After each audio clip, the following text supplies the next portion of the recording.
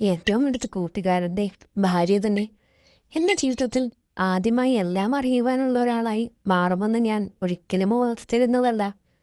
പ്രത്യേകിച്ച് അവനും അവളും എല്ലാ ദിവസവും രാത്രിയിൽ എല്ലാം പങ്കിടുന്ന അവരുടെ അതേ ബെഡിൽ വെച്ച് തന്നെ. ഇത്രയും കേട്ടപ്പോൾ തന്നെ ഇതിൻ്റെ ബാക്കിയോട് കേൾക്കാൻ നിങ്ങൾക്ക് കൊതിയാവുന്നില്ലേ? അപ്പോൾ ഇതൊക്കെ ജീവിതത്തിൽ നേരിട്ടവനാ എൻ്റെ സ്വന്തം അനുഭവമാണ് ഞാൻ നിങ്ങളോട് പറയുന്നത്. അൻവിൻ എന്നാണ് എൻ്റെ പേര്. ചെറുപ്പം മുതലേ എൻ്റെ നാട്ടിലെ എൻ്റെ പ്രധാന കൂട്ടുകാരാണ് ജിവിൻ. അവനെക്കുറിച്ച് പറഞ്ഞാൽ എന്നെക്കാളും 4 വയസ്സ് പ്രായത്തിൽ മൂന്നാളാണ്. കൂടും പഠിച്ചൊന്നും അല്ലെങ്കിൽ പോലും ഒരേ നാട്ടുകാരായതുകൊണ്ട് ഞങ്ങൾ വളരെ ക്ലോസ് ആണ്. എനിക്ക് എന്താവശ്യമുണ്ടായാലും ഞാൻ അവനെയാണ് ആദ്യം വിളിക്കാറ്. അതുപോലെ തന്നെ അവൻ്റെ വീട്ടിലും അങ്ങനെ. എനിക്ക് 22 വയസ്സ് പ്രായവും അവൻ 26. ചെറുപ്പം മുതലേ ചില പ്രത്യേകതരം വീഡിയോകളൊക്കെ കൈമാറുന്ന അങ്ങനെയുള്ള ബന്ധമൊക്കെ ഞങ്ങൾ തമ്മിലുണ്ട് കേട്ടോ. അതായത് ഞങ്ങൾ രണ്ടുപേരും അത്ര നല്ലവനായ ഉണ്ണിയൊന്നുമല്ല എന്ന് നിങ്ങൾ എന്നറിയിച്ചു എന്ന് മാത്രം.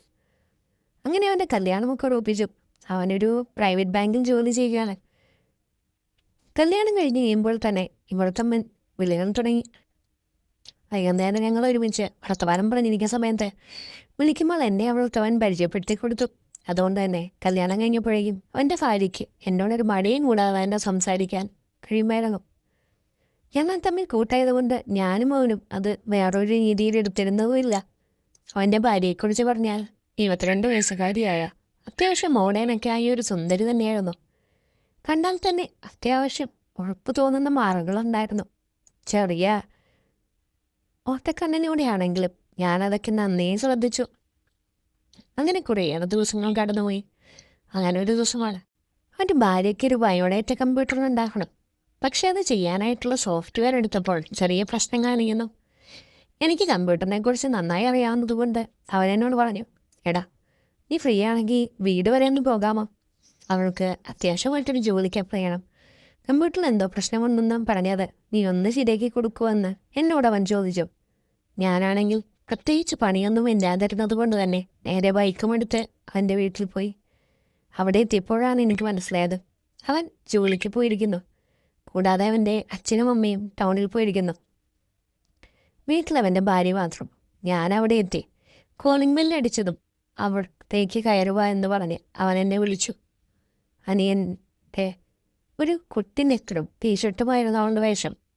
കമ്പ്യൂട്ടറിൽ വലിയ പുള്ളിയാണെന്ന് ചേട്ടായി എന്നോട് പറഞ്ഞു. എന്നിട്ട് അവിടെയുള്ള ടേബിളിലിരിക്കുന്ന ലാപ്ടോപ്പ് ചൂണ്ടിക്കാണിച്ചിട്ട് ഒന്ന് നോക്കാൻ പറഞ്ഞു. ഞാനതിൽ പണിതുകൊണ്ടിരിക്കുന്ന സമയത്ത് അടുക്കളയിൽ പോയി എനിക്ക് വേണ്ടി ഒരു ജ്യൂസ് കൊണ്ടുവന്ന് എൻ്റെ എതിർവശത്തായി അവൾ ഇരുന്നു.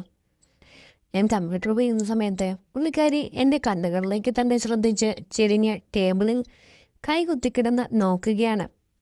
ഇതെന്താ എന്നെ ഇങ്ങനെ ശ്രദ്ധിക്കുന്നത് എന്ന് ഞാൻ ഓർത്തു. ഒരാളങ്ങനെ നോക്കിയിരിക്കുമ്പോൾ എനിക്കെന്തോ ഒരു ബുദ്ധിമുട്ട്. എന്നെ തന്നെയാണോ എന്നറിയാൻ ഞാൻ മുഖത്തോട്ട് നോക്കിയപ്പോൾ എന്നെ നോക്കി അവൾ ചിരിച്ചു. ഞാനപ്പോൾ ജ്യൂസ് കുടിച്ച് ഗ്ലാസ് വെച്ചപ്പോൾ എൻ്റെ വിരലുകളിൽ തൊട്ടുകൊണ്ട് തന്നെ അവൾ എൻ്റെ കയ്യിൽ നിന്ന് അത് വാങ്ങി. ഞാനപ്പോഴാണ് ശ്രദ്ധിച്ചത് അവൾ വീട്ടിലൂടെ ആയതുകൊണ്ടാണോ അതോ പൊതുവേ എങ്ങനെയാണോ എന്ന് എനിക്കറിയില്ല. ഉറപ്പായും പ്രായത്തിട്ടില്ല. അതിൻ്റെ എല്ലാ തെളിവുകളും ടീഷർട്ടിലൂടെ എനിക്ക് തെളിഞ്ഞ് നന്നായി കാണാമായിരുന്നു.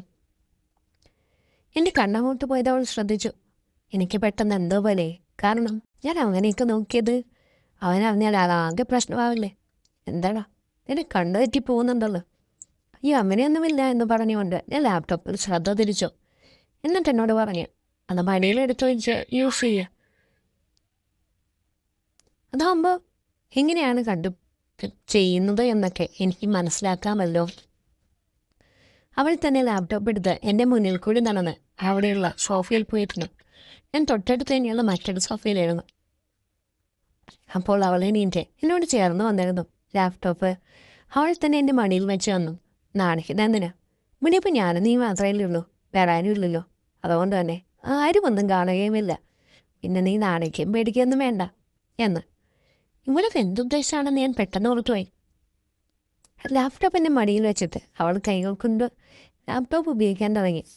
സത്യമായിട്ടും പറഞ്ഞാൽ അത്രയും ചേർന്ന് എൻ്റെ അടുത്തിരുന്നതും പോരാതെ അങ്ങനെ ഓടിയപ്പോൾ എനിക്ക് എന്തൊക്കെയോ പോലെ പോരാത്തിന് ഉള്ളിനൊന്നും വിടാതെ എല്ലാം തെളിച്ച് കാണിച്ചുകൊണ്ട് കൂടിയാണ് അവൾ എൻ്റെ അടുത്ത് കയറി നിന്നത്. എന്നിട്ട് എന്നോട് പറഞ്ഞു, എനിക്ക് നിന്നെ പണ്ട് മുതലേ ഇഷ്ടമായിരുന്നു. കാരണം എല്ലാവരെയും പോലെ നീ ഒരു പെണ്ണിൻ്റെ അടുത്ത് നീ തുറന്ന ഒരാളല്ല എന്ന് എനിക്ക് എൻ്റെ കെട്ടിയവൻ പറഞ്ഞ് നന്നായി അറിയാം. അതുകൊണ്ട് തന്നെ എനിക്കെന്തോ നിന്നെ വല്ലാതെ ഇഷ്ടപ്പെട്ടു എന്ന് പറഞ്ഞുകൊണ്ട് വണ്ടിയിലിരുന്ന ലാപ്ടോപ്പ് അവിടെ ഇരുന്ന് കുഞ്ഞി ടേബിളിൽ വെച്ചിട്ട് എന്നോട് ചോദിച്ചു, വീട്ടിലാരുമില്ല, കെട്ടിയാൻ പറയാൻ എന്തായാലും നിൻ്റെ അർത്ഥയോ? അച്ഛനും അമ്മയും 2 മണിക്കൂർ കഴിയാതെ വരികയുമില്ല. ഒരവസരമുണ്ട്, നിനക്ക് സമ്മതമാണോ എന്ന് എന്നോട്. ചിലപ്പോൾ എൻ്റെ സ്വഭാവം എന്താണെന്ന് മനസ്സിലാക്കാൻ വേണ്ടി ഇവൾ ഇങ്ങനെ ചെയ്യുന്നതാണെങ്കിൽ എൻ്റെ കൂട്ടുകാരനോട് ഇവളത് പറഞ്ഞാൽ പിന്നെ ഞാനോ അവനും തമ്മിലുള്ള ബന്ധമുണ്ടാവില്ല. എനിക്ക് അതൊന്നും താല്പര്യമില്ല എന്ന് ഞാൻ അവളോട് പറഞ്ഞതും അകത്തൊന്നും വിടാതെ ഇട്ടിരുന്ന സ്വതന്ത്രമായിട്ട് അവളുടെ മാറുകണെ ടീഷർട്ട് പൊക്കി നേരെ എൻ്റെ മുഖത്തോട്ട് അവൾ ചേർത്ത് വെച്ചു. ഇതിൻ്റെ സെക്കൻഡ് പാർട്ട് നിങ്ങൾക്ക് ആഗ്രഹമുണ്ടെങ്കിൽ കമൻറ്റ് ചെയ്യണം കേട്ടോ. അങ്ങനെയാണെങ്കിൽ ഉറപ്പായും സെക്കൻഡ് പാർട്ട് നമ്മുടെ ചാനലിൽ ഇടുന്നതായിരിക്കുമേ.